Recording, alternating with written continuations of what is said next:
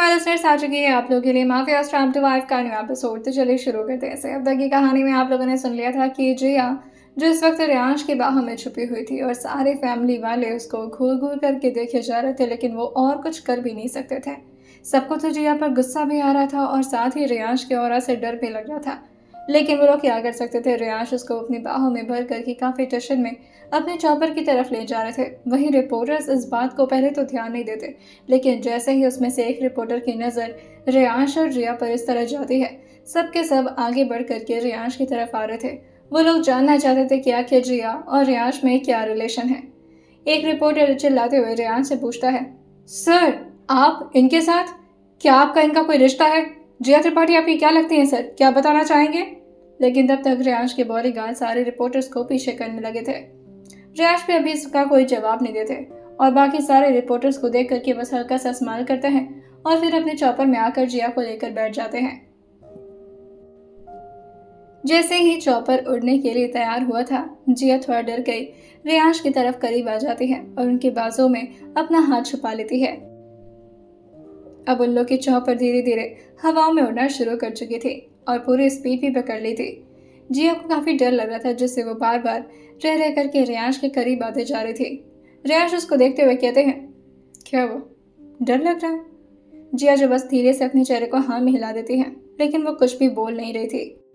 रियांश अपने चेहरे को उसके चेहरे के ठीक सामने लाकर पूछते हैं, डर लगता है तुम्हें?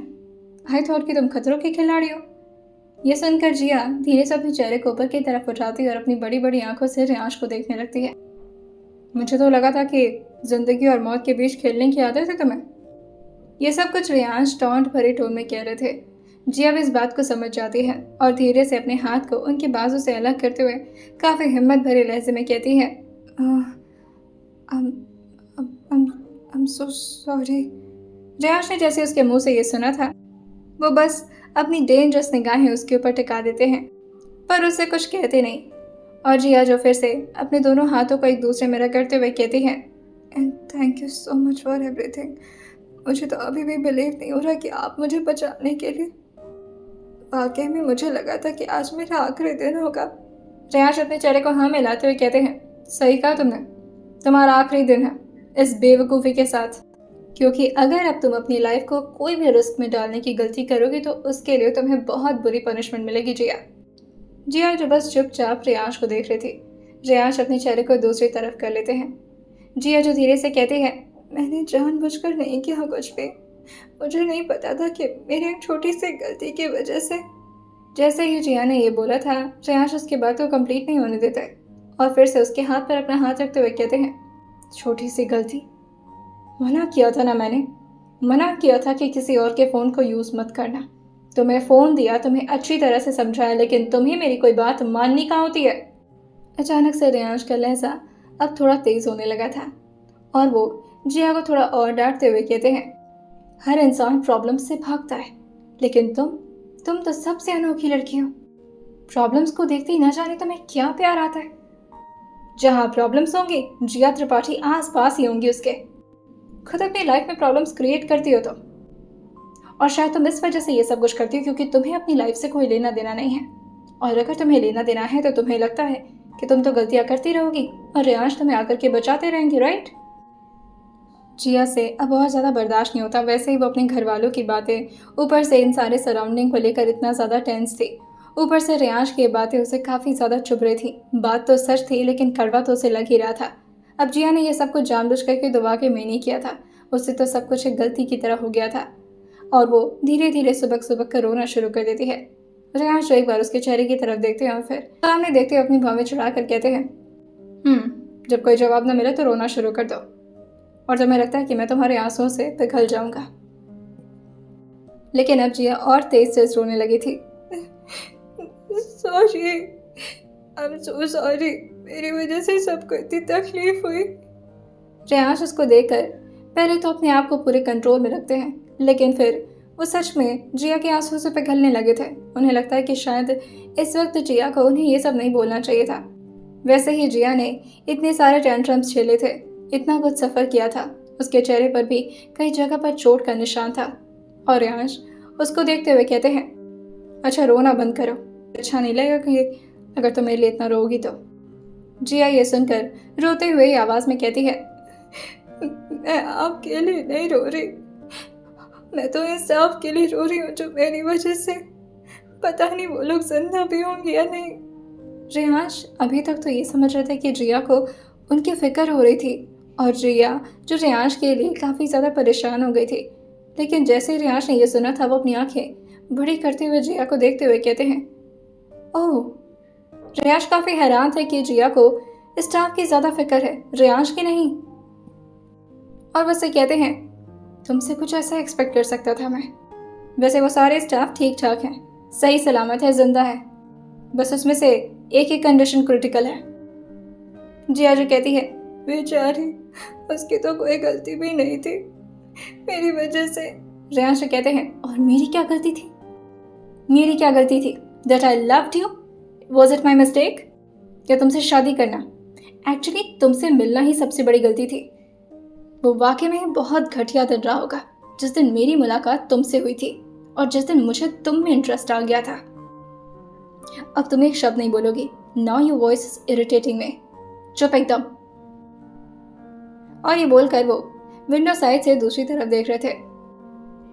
जिया थोड़ी देर तो अपने आंसू को रोक नहीं पा रही थी, लेकिन जैसे उसके आंसू थमते हैं और उसका दिमाग थोड़ा काम डाउन होता है, तब जाकर रेहाश की बातें जिया को एकदम से ट्रिगर करने लगती हैं और वो धीरे से रेहाश के चेहरे की तरफ देखते हुए कहती है, आपने अभी थोड़ी देर पहले क्या बोला? आप सुन रहे हैं मेरी बात?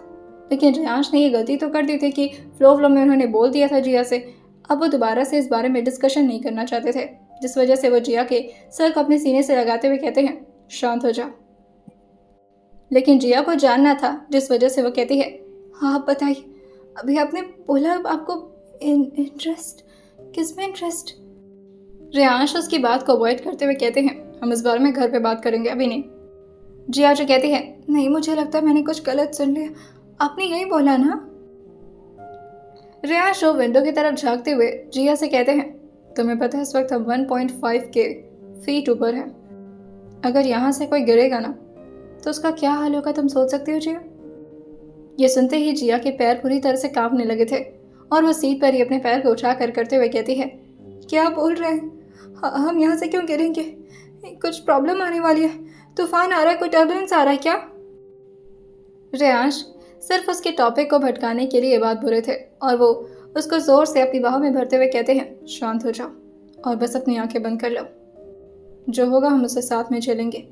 जिया जो डरते हुए रेहाश के कॉलर को जोर से पकड़ती है और कहती है, मुझे आज से बहुत डर लगता है, भगवान जी मारना तो किसी और तरीके से प्लीज। रेहाश ने जैसे तैसे करके उसे शांत करा दिया था और जिया भी रेहाश के बाहों में तब तक चिपके रहती है जब तक वो लोग फाइनली लैंड नहीं कर गए थे। रेहाश के चौपर जो आकर के रेहाश के अपने मुंबई के मेंशन में लैंड की थी, और जब फाइनली उनका चौपर लैंड को छूता है, जिया की सांस में सांस आती है और वो गहरी गहरी सांस भरते हुए कहती है, थैंक गॉड, बच गई मैं। रेहाश जो कहते हैं, मेरे साथ हो, ऑब्वियसली कुछ नहीं होगा। तुम्हारी पुरानी आदत है प्रॉब्लम में पड़ने की और मेरी पुरानी आदत है तुम्हें प्रॉब्लम से बचाने की। और ये बोलकर वो उतर जाते हैं और अपनी बाह फैला करके जिया को भी उतरने में हेल्प करते हैं। वो दोबारा से जिया को अपनी गोद में उठा लिए थे। जिया जैसे ही आसपास के जगह को देखती है वो समझ जाती है कि ये कौन सी जगह है, क्योंकि वो पहले भी यहाँ पर आ चुके थे। चौपर के आने की आवाज़ सुन करके सब लोग बाहर आ चुके थे। प्रार्थना जी, वेदिका की गोद में लूसीफर, वाचना और बाकी के सारे स्टाफ। पहले तो प्रार्थना जी अपने बेटे को देखकर खुश होते हुए कहती हैं, हाय मेरा लाल आ गया, कितना प्यारा लगता है, एकदम शाहरुख खान की तरह। हाँ। वाचना जी कहती है, नहीं मॉम, इनकी हाइट 6'4" है और उनकी 5'9", कोई मैच नहीं है। प्रार्थना जी तो कहती है, अरे चुप करो, मेरे टाइम में मेरा फेवरेट हीरो हुआ करता था वो। अभी उनकी नज़र उनके बेटे पर गई थी, लेकिन जैसे उनकी नज़र जिया पर जाती है वो अपनी आंखें छोटी करके उस लड़की को घूरते हुए कहती हैं, ये उसके गोद में कोई लड़की है ना? वाचना जी कहती है, हाँ माँ, लग तो कोई लड़की ही रही है, भाई किसी लड़की को क्यों उठाकर लेकर आ रहे? वही प्रार्थना जी जो वेदिका को देखकर कहती हैं, कहीं दोबारा से किसी दूसरी लड़की पर तरस तो नहीं आ गया मेरे बच्चे को? उसकी तो पुरानी आदत है लोगों की मदद करने की।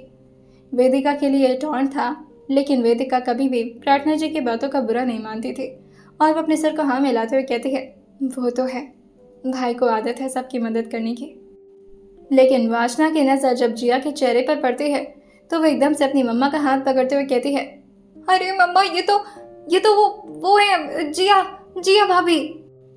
जैसे प्रार्थना जी सुनती हैं वो भी खुश होते हुए कहती है, जी हाँ वो है। वेदिका भी सुनकर के खुश हो गई थी, लेकिन इस वक्त वहां पर सब लोग तो एक्साइटेड हो गए थे सिवाय लूसीफर के।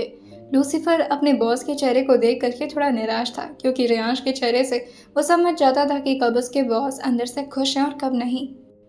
जिया का भी चेहरा उसे दूर से दिख गया था और जिया को पहचानने में उसे जरा भी वक्त नहीं लगा था।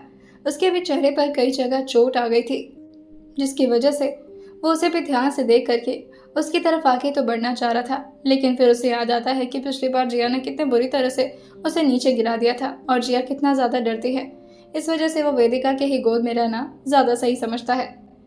अब फाइनली रेयांश जो अपने मेंशन के गेट के ठीक बाहर आकर खड़े हो चुके थे, वहीं प्रार्थना जी, वासना, वेदिका सब लोग उनको घेर कर खड़े थे और पूरा गेट उन लोगों की वजह से कवर्ड था। रेयांश जो उन लोगों से कहते हैं, अगर आप लोग का घूरना हो गया तो मुझे जगह मिल सकती है जाने के लिए अंदर। वासना जी कहती है, भाभी को लेकर इस तरह से कहाँ से आ रहे हैं भाई। वहीं प्रार्थना जी जो कहती हैं, ये तो हमारी होने वाली बहू थी ना। रेयांश कहते हैं, नहीं। जैसे ही रेयांश ने बोला था सबका मुंह लटक जाता है, लेकिन तभी रेयांश सबको शॉक करते हुए कहते हैं, होने वाली नहीं, आपकी प्रेजेंट बहू है। और ये बोलकर रेयांश उसके चेहरे की तरफ देखते हुए कहते हैं, और अनफॉर्चुनेटली फ्यूचर तक यही रहने वाली है। रेयांश उसको अपनी निगाहें इस तरह करके देख रहे थे जैसे वो किस लड़की के प्यार में फंस गए हों। ये सुनकर तो प्रार्थना जी के चेहरे से स्माइल गायब ही नहीं हो पा रही थी। वो एकदम से चिल्लाकर पीछे खड़े स्टाफ से कहती हैं, अरे जाओ तैयारी करो, बहू आई है मेरी। ना जाने कितने सालों के मेरे ख्वाब पूरे हो गए। और वो अपने बेटे का नजर उतारती है और उसके बाद जिया का, और उन दोनों को देखते हुए कहती है, आओ आओ अंदर आओ। जल्दी से एक स्टाफ जो पूजा की थाल ले आकर के उनके हाथ में पकड़ा दिए थे। प्रार्थना जी जो कहती हैं, कलश और परांदा का भी इंतजाम करो जल्द से जल्द। और वो अपने बेटे की बाहर यात्रा उतारते हुए कहती हैं, बेटा अगर बहू को लेकर आना था तो कम से कम हमें बता तो देते, शादी भी कर ली, वो भी छुपे छुपे। और वो 5 बार आरती लेते हुए कहते हैं, खैर हमें कोई दिक्कत नहीं है। और ये बोलकर वो थाल में ली अक्षत को और फूलों को लोगों के पर धीरे धीरे गिराते हुए कहती हैं, आप अंदर आ जाओ बच्चों। अब वो रेयांश से कहती हैं, अगर थोड़ा प्यार तुम्हारा कम हो जाए तो इसको ज़रा नीचे उतार दो बेटा। माला की नई नई शादी हुई है, बहुत ख्याल रखते होगे तुम बहू का, लेकिन इसको पैरों से कलश भी तो मारना है ना। रेयांश फिर से जिया के चेहरे की तरफ देखते हैं और अपनी आंखों के इशारों से उससे पूछते हैं, उतार दो, बैलेंस तो कर लोगी ना। जिया को तो कब से उतरना था, क्योंकि इस तरह सबके सामने वो रेयांश के गोद में नहीं रह सकती थी। वो तुरंत ही अपने चेहरे को हाँ मिला देती है। रेयांश धीरे से उसके पैरों को जमीन पर रखते हुए उसको संभालते हुए खड़ा करते हैं। उसके ठीक सामने पीतल का कलश लाकर रख दिया गया था। जिया धीरे से उस कलश को मारती है और चावल जो पूरी तरह आगे फैल जाता है। जिया की एक रस्म तो पूरी हो गई थी और अब बारी थी जिया के परात में पैर डालने की। वो परात लाल रंग के पानी से भरा हुआ था और ऊपर से कुछ गुलाब की पंखुड़ियां भी उस पर डाली गई थी। जिया धीरे से अपने एक पैर को आगे बढ़ाती है और जैसे उसने अपना दूसरा पैर आगे बढ़ाकर परात के अंदर डाला था, उसे काफ़ी तकलीफ महसूस होती है, क्योंकि उसके पैरों में एक बड़ा सा कट लगा हुआ था जिसका दर्द वो अभी तक तो भूल चुकी थी, लेकिन परात से थोड़ा उसी जगह पर चोट भी लग गया था और उसके साथ उसे बहुत ज़्यादा दर्द का सामना करना पड़ता है, लेकिन वो एक शब्द भी नहीं बोलती। जिया को तो वैसे ही उसके परिवार वालों ने आदत डलवा दिया था अपने दर्द को अपने दिल में छुपा कर रखने का। वो अपनी आंखें जोर से बंद करती है और उसके साथ ही अपनी मुट्ठी में अपने कपड़े को कस के भीन लेती है। वो जैसे तैसे संभल करके अपने कदम को आगे बढ़ाती जाती है। जैसे ही परात से बाहर उसने अपने पैर को निकाला था और वो आगे बढ़ रही थी, उसके पैर के छाप पीछे निशान छोड़ रहे थे, लेकिन किसी को भी पता नहीं था कि परात के उस लाल रंग के पानी में जिया का अपना खून भी मिल चुका है। प्रार्थना जी जो थोड़ा तेज कदमों से चलकर उसके सामने आती हैं और उसकी नज़र उतारते हुए उसके गाल पर धीरे से अपना हाथ रखते हुए कहती हैं, बहुत वक्त से मैं इस पल का इंतजार कर रही थी, पर ऐसे। वो उसको ऊपर से नीचे तक देख रही थी, क्योंकि जिया तो इस वक्त किसी भी हालत में दुल्हन नहीं लग रही थी। वो एक बार रेयांश की तरफ देखती हैं और इशारे में ही जिया की हालत के बारे में पूछती हैं। उसके माथे पर चोट, आंखों के नीचे धब्बा, उसके साथ ही उसके होठ के नीचे कट लगा हुआ था, जो कि जोरदार थप्पड़ मारने की वजह से लगा था। उसके साथ ही जिया की आंखें भी पूरी तरह से सूजी हुई थी और ये सब देख करके किसी को भी सवाल करने का तो मन करेगा ही, लेकिन रेयांश इस वक्त जिया को किसी भी सवाल का शिकार नहीं बनाना चाहते थे और वो तुरंत ही जिया को दोबारा से अपनी गोद में उठा लेते हैं। अभी जिया और कदम आगे बढ़ाती है, लेकिन तभी रेयांश फिर से उसे अपनी बाहों में उठाते हुए कहते हैं, बहुत हो गया रस्मों का नाटक, अब चलो तुम। प्रार्थना जी तो कहती हैं, अरे बहू आइए, कम से कम हमारी बात तो कराओ उससे, कहाँ लेकर जा रहे हो? पूछने तो दो कि क्या क्या हुआ, कैसे शादी कर ली। रेयांश जी कहते हैं, इसके लिए पूरी जिंदगी पड़ी हुई है, आराम से पूछेगा, फिलहाल इसकी तबीयत ठीक नहीं है, इसे रूम में ले जाना जरूरी है। जैसे ही रेयांश आगे बढ़ते हुए जिया को रूम में ले जाते उससे पहले ही प्रार्थना जी जो सीन को थोड़ा ऑकवर्ड बनाते हुए कहते हैं, अरे हम समझते हैं तुम्हारी अंदर की तकलीफ, बेचैनी हो रही होगी तुम्हें उसके साथ वक्त बिताने के लिए, लेकिन फिर भी थोड़ी बात अगर हमसे भी करवा दो तो। वासना जी कहती हैं, अरे नहीं मॉम, जाने दो, मेरे प्यारे भाई ने 27 ईयर्स वेट किए हैं, आज तो ना रोको भाई को, जाइए भाई अंदर जाइए आप, और अगर किसी चीज़ की ज़रूरत होगी तो बता दीजिएगा। प्रार्थना जी जो वासना से कहती हैं, आज तो ये डिनर भी नहीं करेगा फिर। वेदिका जो चुपचाप बस हंस रही थी। वासना जी कहती है, नहीं बाबा, आज डिनर करने का वक्त नहीं होगा ना भाई के पास, जाइए भाई, रुक क्यों गए आप? ये सब सुनने के बाद रेयांश को काफ़ी अजीब महसूस हो रहा था। हाँ, वो जिया को लेकर के अट्रैक्टेड थे, कभी कभी वो उससे फ्लर्ट भी कर लिया करते थे, मगर कभी उन दोनों के बीच इस तरह सेक्सुअल टेंशन नहीं बढ़ा था। जिया का भी चेहरा पूरी तरह से टमाटर हो गया था। रेयांश नहीं चाहते थे कि वो और टाइम तक यहाँ पर रहें, क्योंकि अगर वो नीचे और टाइम तक रहे और उन लोगों से बातें किए तो ना जाने और कैसे कैसे अजीब अजीब बातें वो लोग करना शुरू कर देंगे। रेयांश काफ़ी तेज़ी में दरवाज़ा खोल करके अपने रूम के अंदर एंटर हो गए थे। वहीं नीचे तीनों लोग खड़े खड़े रेयांश और जिया की हालत पर मुस्कुरा रहे थे। जब आकर के अपने बेड के ठीक बगल में खड़े थे और जिया को देखते हुए पूछते हैं, तुम्हें बॉडी में पेन तो नहीं है? जिया ये सुन करके बस अपने चेहरे को ना हिला देती है और जैसे उसने ना किया था, रेयांश तुरंत ही अपने हाथों को हटाते हुए जिया को नीचे धड़ाम से छोड़ते हैं और जिया जाकर के बेड पर धड़ाम से गिरती है। थोड़ी देर के लिए तो वो एकदम से रेयांश को देखते हुए अपनी आंखें बड़ी कर ली थी और कुछ बोल नहीं पाती, जैसे उसे कुछ समझ ना आया कि अचानक से रेयांश को क्या हो गया है। अभी वो अपनी आंखें बड़ी करके रेयांश को देख ही रहे थे कि तभी अचानक से रेयांश उसकी तरफ धीरे धीरे नीचे की तरफ झुकने लगे थे और ये जिया के लिए थोड़ा डरावना था। जिस तरह से अभी नीचे रेयांश के मॉम और उनकी बहन बात कर रही थी, ऊपर से रेयांश का यूं इस तरह जिया के करीब आना। वो तुरंत ही अपने चेहरे पर पिलो रखते हुए कहती है, क्या है, दूर रहिए मुझसे।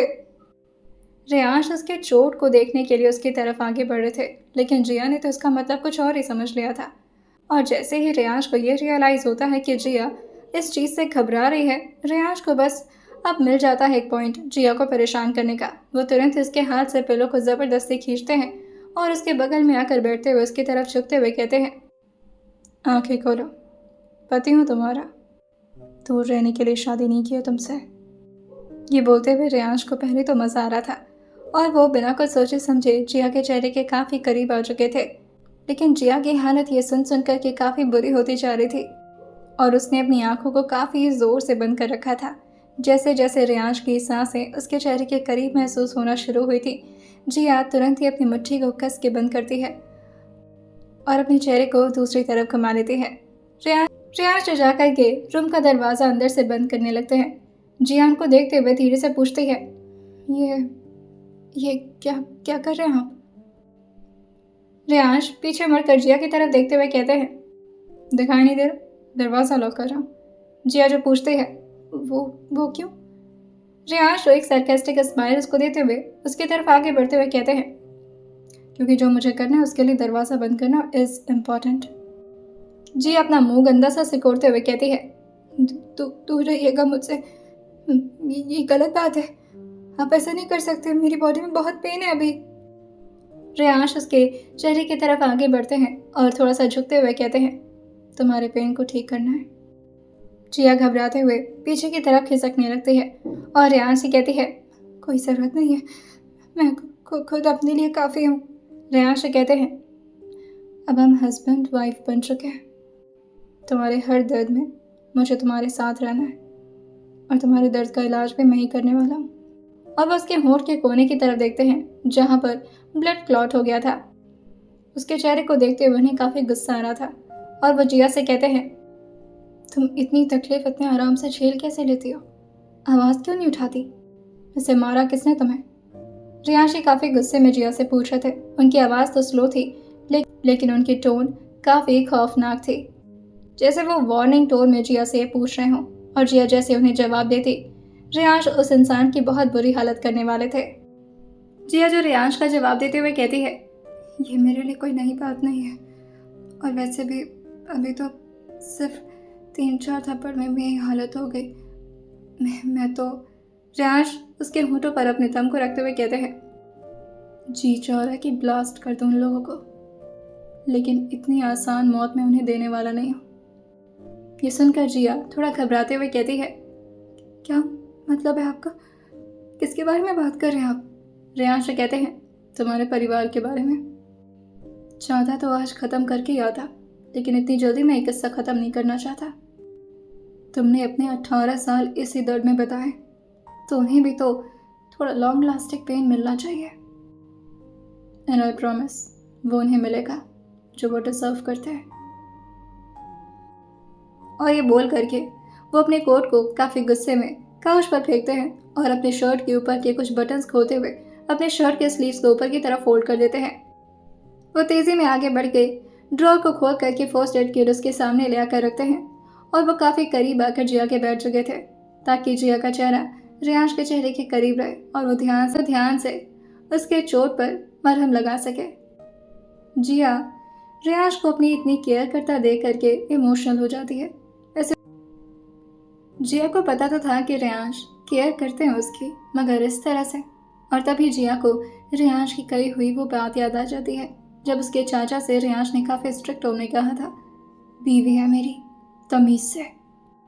ये सोचते हुए जिया की आंखों का आंसू जो उसके गाल पर गिरने लगता है और वो रियांश को बस देखे जा रही थी, जैसे उसका मन रियांश से कभी भरने वाला नहीं था। रियांश की नज़र उसके होंठों के कोने पर थी जहाँ पर उसको चोट लगी हुई थी और रियांश वहीं पर उसको मरहम लगा रहे थे, लेकिन जिया की आंखों को वो नोटिस कर लेते हैं कि वो इस वक्त रियांश के चेहरे की तरफ देख रही है और वो काफ़ी धीमी आवाज़ में कहते हैं, कल मॉम को वाकई में गुड न्यूज़ देना चाहती हो? जिया को अभी थोड़ी देर तक तो ये बात नहीं समझ आती, लेकिन जैसे ही जिया का दिमाग काम करता है और रियांश की कही हुई बात उसके पल्ले पड़ती है, वो झट से अपनी नज़र को दूसरी तरफ कर लेती है और रियांश से कहती है, हो गया, मैं ठीक हूँ अब। रियांश से कहते हैं, ऐसे कैसे हो गया? अभी तो बहुत जगह तुम्हें चोट लगी है, हर जगह मरहम लगाना है मुझे। जिया जो रियांश की नज़र को जैसे ही देखती है तो इस वक्त रियांश की नज़र जिया के नेक पर थी। वहाँ पर अभी कुछ लाल धब्बे थे, जैसे किसी ने उसकी गर्दन को जोर से दबाने की कोशिश की हो। रियांश अपने फिंगर टिप्स को धीरे धीरे उसकी गर्दन पर फेरते हुए कहते हैं, दर्द हो रहा है? जी अपने चेहरे को ना मिलाते हुए कहती है, नहीं, इतने छोटे मोटे दर्द की आदत है मुझे। रियांश जिया से कहते हैं, आदत थी तो आदत बदल लो, दर्द की आदत डालने की कोई ज़रूरत नहीं है तुम्हें। और वो आगे जिया को समझाते हुए कहते हैं, अब तुम्हारा उस घर से कोई रिश्ता नहीं है और अगर तुम्हारी लाइफ में कोई है तो वो सिर्फ रियांश अग्निहोत्री, उन लोगों को तो मैं हैंडल करूँगा। और ये बोलकर वो फर्स्ट एड किट लेकर के दोबारा से खड़े हो गए थे। जिया जो रियांश से कहती है, परिवार है वो मेरा और प्यार भी बहुत करते हैं वो लोग मुझसे। सॉरी, ये बात मुझे इस वक्त नहीं कहनी चाहिए, पर मैं नहीं चाहती हूँ कि उन लोग के साथ ऐसा और कोई प्रॉब्लम हो। वैसे भी लाइव चैनल पर जिस तरह से बड़े पापा चाचू मेरे पैर पर, मुझे ये सब नहीं अच्छा लग रहा। रियांश पीछे मुड़ करके ड्रॉर से टिकते हुए कहते हैं, वेल अभी तो ये सब कुछ शुरुआत है और तुम्हें एक बात बताना तो मैं भूल गया, तुम्हारे बड़े पापा और तुम्हारे चाचा फिलहाल जेल में होंगे। तुम्हारे पापा की भी तलाश की जा रही है, वो भी जल्द मिल जाएंगे। जिया ये सुनकर रियांश से कहती है, नहीं, ऐसा मत करिए प्लीज़, मेरी चाची प्रेग्नेंट है, अगर इस वक्त कुछ भी प्रॉब्लम हुई तो चाची के दिमाग पर बहुत बहुत असर पड़ेगा, प्लीज़ ऐसा मत करिए। रेयांश कहते हैं, सीरियसली तुम्हें सबकी फिक्र होती है ना, सिवाय अपनी। तुम्हारे साथ कोई कितना भी बुरा कर ले लेकिन तुम्हें कोई बुरा लगता ही नहीं है। और जो शख्स अपनी जान तुम पर कुर्बान करता है उससे उससे तुम्हारा कोई लेना देना नहीं है, राइट? उसे तो तुम अपना दुश्मन समझ बैठे हो। और ये बोलते बोलते रेयांश जिया के इतने करीब आ गए थे कि जिया को रेयांश की सांसें तक महसूस हो रही थी। वो उसके फोरहेड से अपने फोरहेड को टिकाते हुए कहते हैं, तुम्हें प्यार में दर्द अच्छा लगता है। जिया इस बात को पूरी तरह से इग्नोर करते हुए बस पीछे जा रही थी, लेकिन रेयांश उसको रोकते हुए कहते हैं, मैंने कुछ पूछा है तुमसे। क्या तुम्हें ऐसे ही प्यार पसंद है जो सिर्फ तुम्हें तकलीफ दे? मैं तो ये चाहता हूँ कि तुम्हारे चेहरे पर हमेशा स्माइल बनी रहे। अभी तक तुमने जितना भी कुछ सफ़र किया है उन सब से तुम्हें निकाल कर एक नई जिंदगी दूँ। लेकिन फिर भी अगर तुम्हें प्यार में दर्द ही पाना है तो मैं दर्द देने में काफ़ी माहिर हूँ, बस अगर बर्दाश्त कर पाओ तो। रेयांश का यह कहने का कुछ और मतलब था और जिया उस दर्द के बारे में समझ नहीं पाती। जिया जो रेयांश की तरफ धीरे धीरे अपनी पलकों को उठाकर देखते हुए कहती है, आप मुझे दर्द देना चाहते हैं। रेयांश उसकी आवाज़ सुनते हुए कहते हैं, तुम मुझे अपनी बातों से बहका रही हो जिया।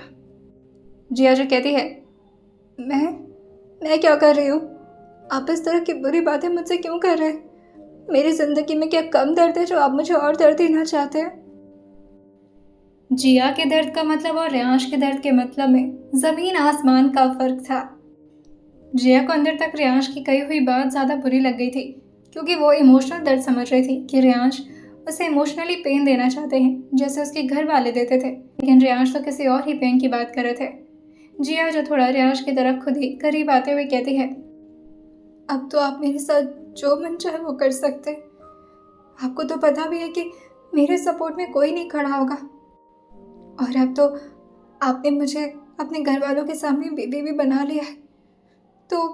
और ये बोलते हुए वो धीरे से अपने हाथ को ले जाकर के रेयांश के सीने की तरफ रखते हुए कहती है, पेन देना चाहते दे लीजिए, सह लूँगी मैं। जिया को समझ नहीं आ रहा था कि जिस तरह से जिया रेयांश से इस वक्त बात कर रही है, रेयांश को काफ़ी मुश्किल हो रही थी जिया को इस तरह देखकर खुद को कंट्रोल करने में। और धीरे धीरे उनकी सांस की रफ्तार बढ़ रही थी। थोड़ा देर तो वो जिया की आंखों में उसी तरह से देखते हैं, लेकिन फिर अपने चेहरे को दूसरी तरफ कर लेते हैं। उन्हें अच्छी तरह से पता था कि जिया अभी उन्हें बर्दाश्त नहीं कर सकती और अभी वो बहुत कमज़ोर है। जो अपनी मुट्ठी को कस के बंद करते हुए अपने शरीर की गर्माहट को कंट्रोल करने की कोशिश करते हैं और तुरंत ही अपनी वॉइस कमांड से एसी के टेम्परेचर को लो कर देते हैं।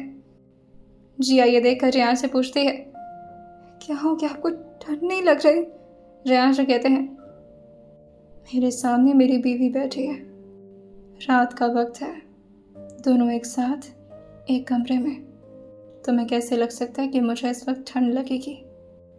तप रही है मेरी शरीर। एक बार जिया की तरफ देखते हैं और फिर हल्का सा स्माइल करते हुए शावर लेने के लिए बाथरूम के अंदर चले जाते हैं।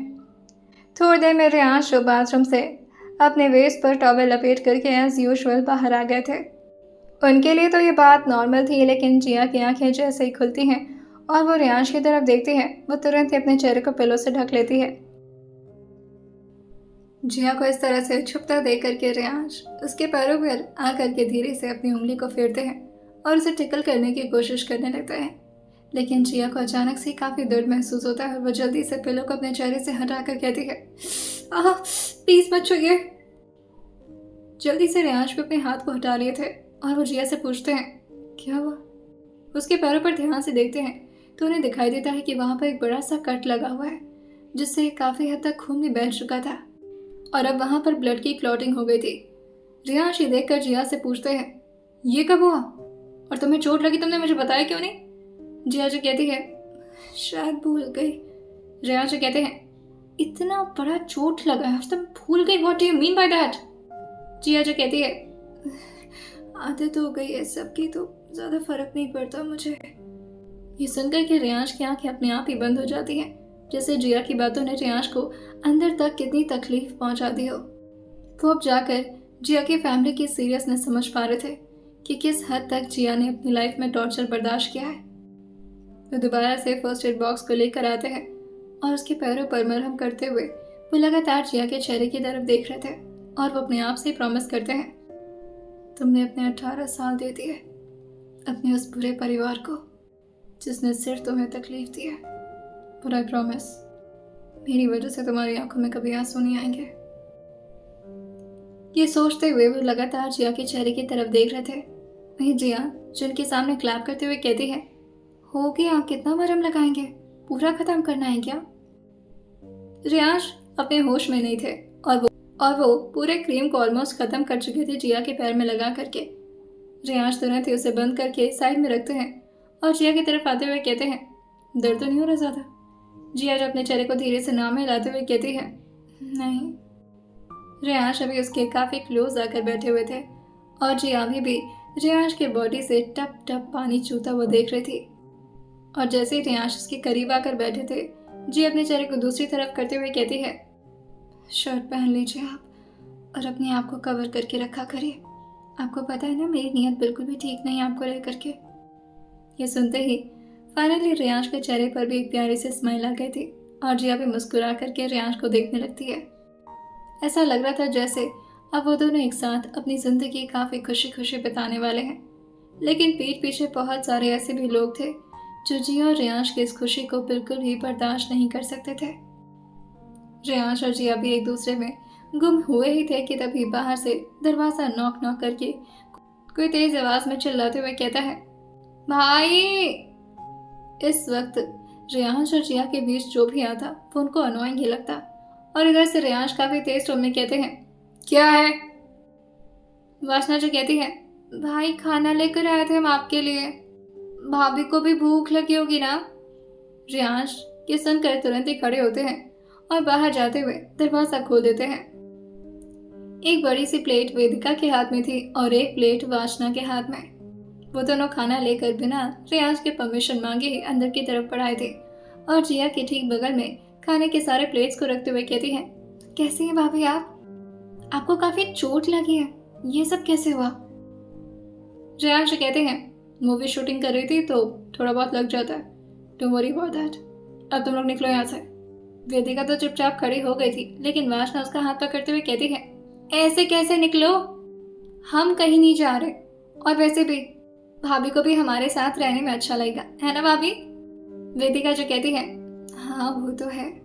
जैसे ही जिया के नजर वेदिका के चेहरे पर पड़ती है उसकी भाव एकदम से सिकुड़ जाती है और वह एकदम रियांश को घूर कर देखते हुए कहती है, आपसे बोला न जाइए कपड़े पहनिए।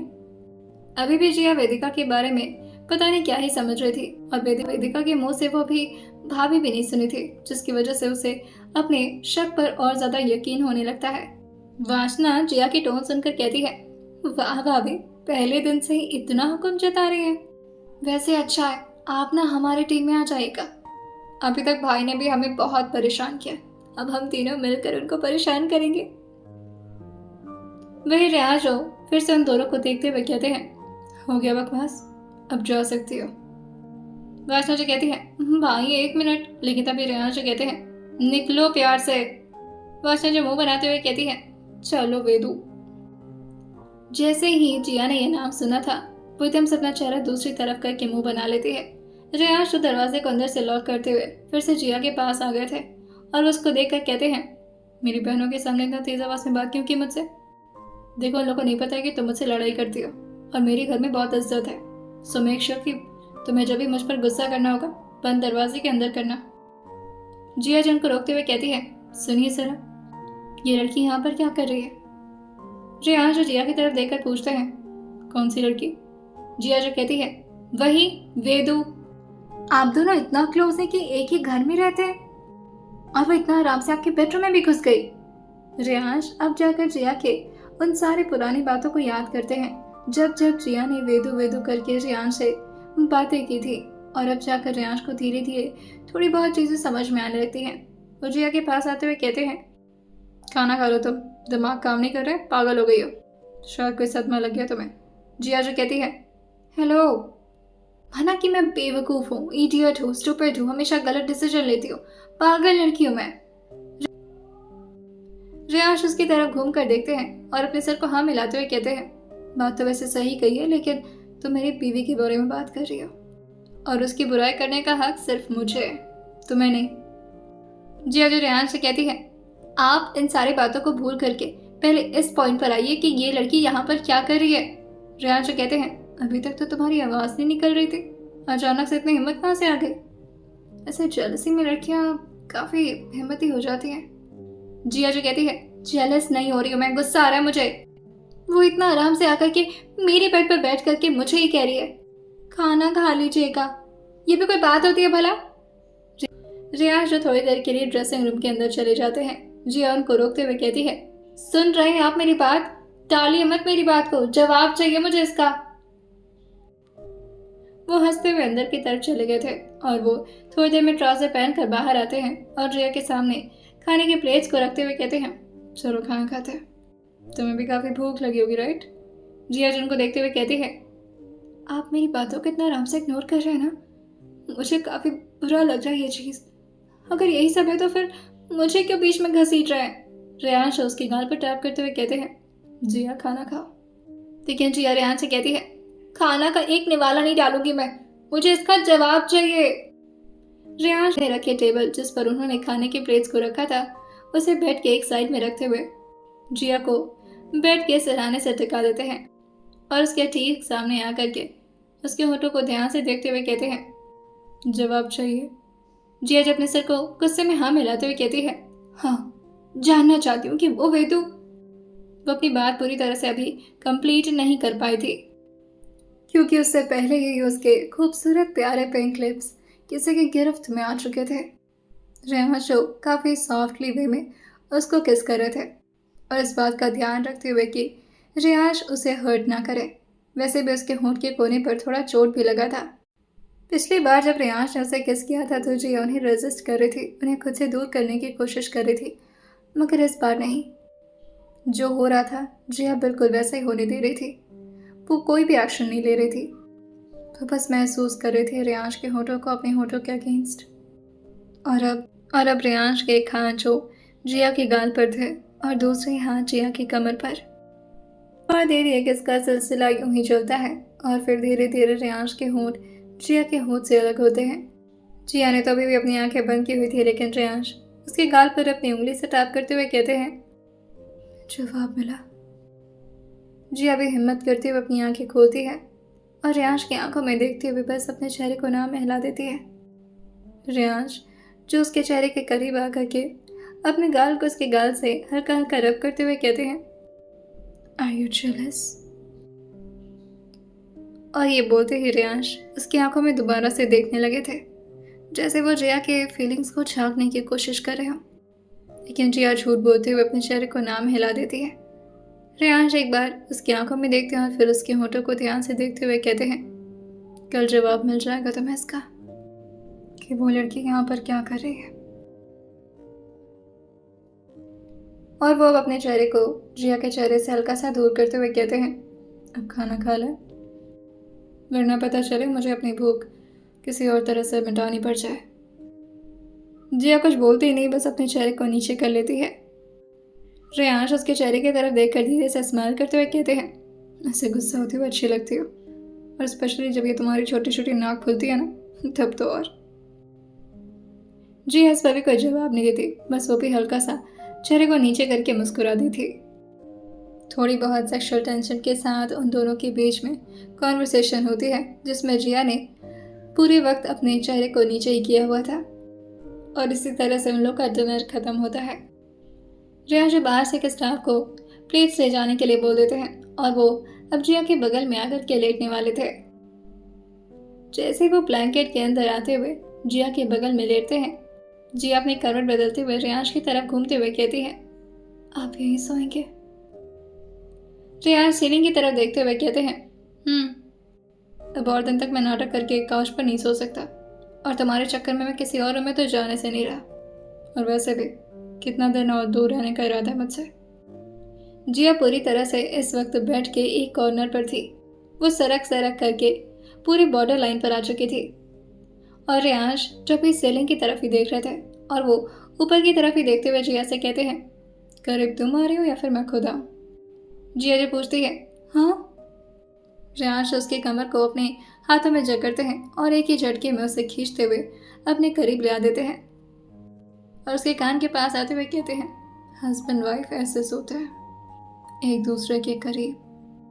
उन दोनों के बीच कोई डिस्टेंस नहीं होना चाहिए। जिया जो धीरे से हिम्मत करते हुए रियांश के हाथ को अपने कमर से हटाते हुए कहती है, मेरी लीगल एज नहीं है कि मैं आपकी बीवी बन सकूं। जिया रियांश के एक एक उंगली को अपने कमर से हटाने की कोशिश कर रही थी, लेकिन रियांश और मजबूती से उसको अपनी बाहों में भरते हुए कहते हैं, बीवी तो बन चुकी हो तो मेरी, उसी दिन जिस दिन मुझे तुम पसंद आई थी। जिया ये सुनकर के हल्का सा स्माइल करती है और वो भी अपने करवट को बदलकर अब रियांश की तरफ अपना चेहरा कर रही थी। अभी तक तो सिर्फ जिया को प्रॉब्लम हो रही थी, लेकिन अब वो फीलिंग रियांश को भी महसूस हो पा रही थी। दिल में अजीब सी घबराहट, उसके साथ एक दूसरे के सामने इस तरह इतना क्लोज रह करके अपने आप को कंट्रोल करना कितना मुश्किल था। जिया रियांश की आंखों में देखते हुए कहती है, आपने चौपर में ये बात बोला, लेकिन फिर आप तुरंत ही मुकर गए। उस वक्त हिम्मत नहीं हो रही थी। रियांश उसका जवाब देते हुए कहते हैं, मैं प्यारी प्यारी बातें सिर्फ रात में बैठ के टाइम करूँगा, बाकी दिन के टाइम पूरा रूड ऑरा मिलेगा तुम्हें और उसे ही एडजस्ट करना पड़ेगा। जिया जो मुंह से कोड़ते हुए कहती है, देख लूंगी आपको मैं, दिन में भी और रात में भी। और ये बोलकर वो अपने चेहरे को सीलिंग की तरफ करती है और अपनी आंखें बंद कर लेती है। आइए जानते हैं जिया की पहली सुबह कैसे होने वाली है ससुराल में, और क्या बढ़ पाएगी जिया और रियांश की करीबियाँ। क्या सब कुछ अब उनकी ज़िंदगी में ठीक होने वाला था? आइए जानते हैं इसे आने वाले एपिसोड में, और सुनते रहिए माफिया स्ट्रैप्ड सिर्फ और सिर्फ स्टोरी विद सौम्या के साथ।